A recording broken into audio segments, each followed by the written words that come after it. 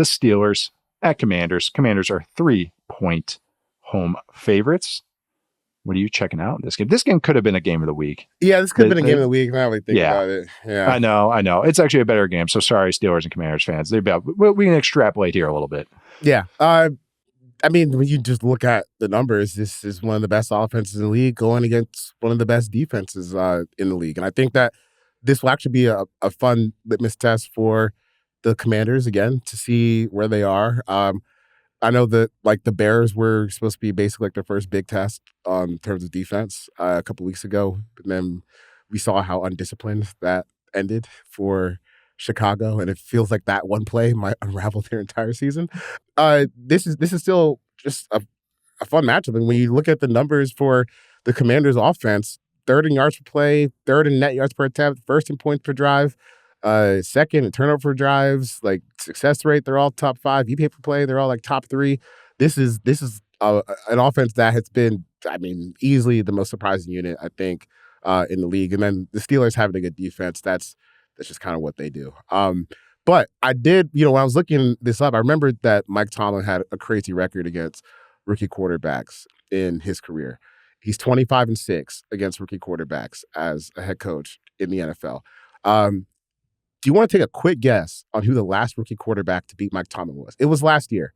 It happened twice last year. I'll give you the first one. The first one was C.J. Stroud last year. Okay. Texans absolutely trounced the Steelers. Then later in the season, he lost to another one in division. Oh, in division? DTR?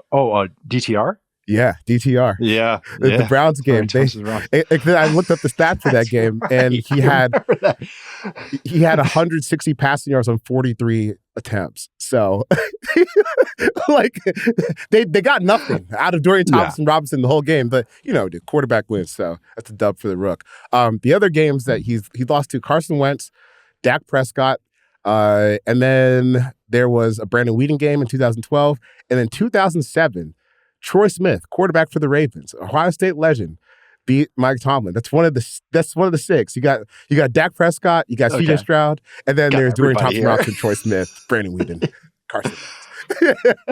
I love that it's capped by Troy Smith and DTR. Right? It's like a very fitting. Like, those are two guys that are cut from the same cloth, so that actually works out great.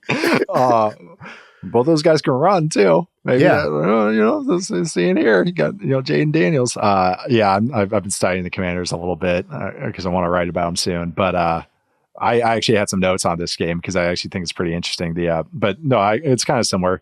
The Commanders have the best run game as far as running back runs. So even if you take out the Jayden Daniels stuff, it's better than the Lions, better than the Falcons in terms of success rate.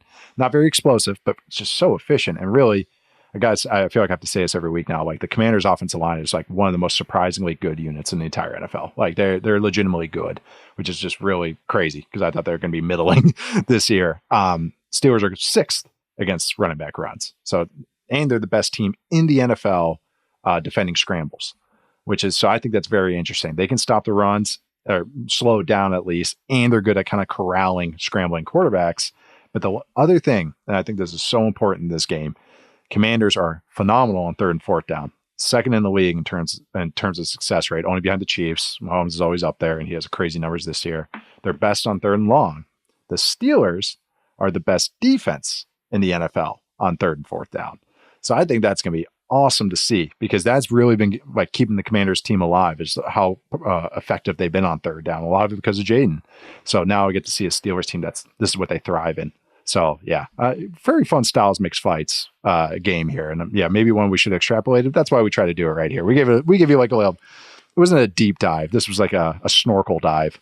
Yeah. To get you some factoids here. Dude, I've really grown to love watching Jayden Daniels scramble on like some of these 3rd and long plays. No one hits him. Dude, because he'll be running, and then it looks like someone's got a clean swipe of him. Goes, whoop. Yeah. Nope, I'm dipping out the way, and then he's so fast too, so it's hard to catch up with him. Fast. His acceleration is phenomenal. Like, I knew he was fast, but it's like he's been like just the avoidance of hits, the avoidance of negative plays is just really remarkable to me. Like, sometimes I want him to push the ball a little more, but again, I'm not going to beg you to do that if you can thrive playing like this. It's one of these like, I want him to do that, but if they can't stop it, who cares? Like, who cares? No one can hit them and no one can pick them off. So that's going to win. Yeah, Commanders are very enjoyable. That game's fun. I'm excited to watch that one.